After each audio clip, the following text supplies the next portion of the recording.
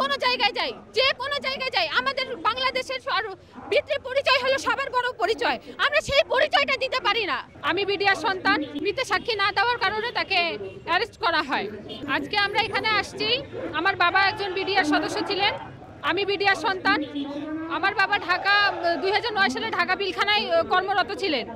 সে জানুয়ারি মাসের 15 তারিখে সেখানে জয়েন করেন, আর ঘটনা হয় ফেব্রুয়ারি মাসের 25 তারিখে। আমরা আজকে এখানে আসছি মূলত আমার বাবাকে সেখানে দোষী সাব্যস্ত করা হয় এবং তাকে 7 বছর জেল দেওয়া হয়। ঘটনা ঘটার পরে প্রায় 1.5 বছর পরে আমার বাবাকে অ্যারেস্ট করে। অ্যারেস্ট করার মূল মাধ্যম ছিল হচ্ছে আমার বাবার কোনো দোষ খুঁজে পায়নি।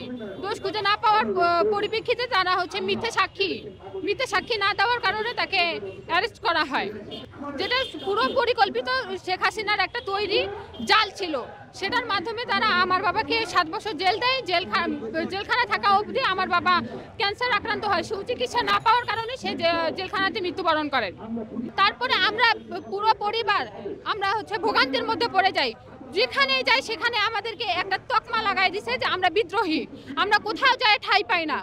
আমরা স্কুলে কলেজে বিভিন্ন ভাবে যদি পড়াশোনাটা কষ্টমতো করছি, যদি চাকরির জন্য যাই, সেখানে আমাদের বাবাদের তকমার জন্য বাবার পিতৃ পরিচয় আমাদেরকে হাইড করে সেখানে আমাদেরকে এন্ট্রি নিতে হয়।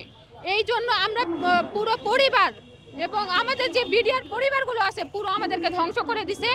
বিগত কয়েকদিন আগে আমাদের একজন বিডিআর আঙ্কেল, সে মানসিক ভারসাম্য, কারণ সে বিয়ের সাথে কিছু করেনি, নতুন চাকরিতে এসে জয়েন করছে। জয়েন করার পরে সে যখন তার চাকরিটা হারায় যায়, সে মানসিক ভারসাম্য হারায় ফেলে।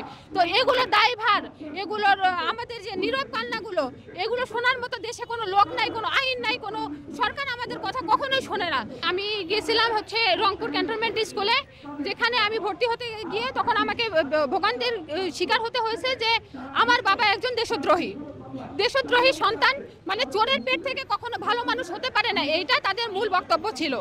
তারপরে আমি যখন এসএসসি পাস করে আমি আর্মিতে সেনাবাহিনীতে দাঁড়াই। সেনাবাহিনীর লাইনে আমার সব ডিরেক্ট ছিল। ডিরেক্ট থাকার পরে যখন পুলিশ ইনকোয়ারি করতে আসে, তখন তারা বলে যে আমার বাবার তকমার কারণে আমার চাকরিটা হলো না।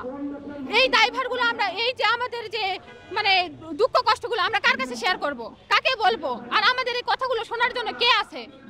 এই জন্য আমরা এখানে রাস্তায় আসছি। যে কোনো জায়গায় যাই, আমাদের বাংলাদেশের ভিত্তি পরিচয় হলো সবার বড় পরিচয়। আমরা সেই পরিচয়টা দিতে পারি না। আমরা সেই পরিচয়টাই হাইড করতে হয় আমাদেরকে। তারপর আমার বাবা যে একজন দেশপ্রেমিক ছিল, সেই পরিচয়টা দিতে পারি না। তার থেকে আমাদের থেকে বেশি সম্মান বহন করে একজন কৃষকের ছেলে। সে যে সম্মানটা পায়, আমরা সেই সম্মানটা পাই না।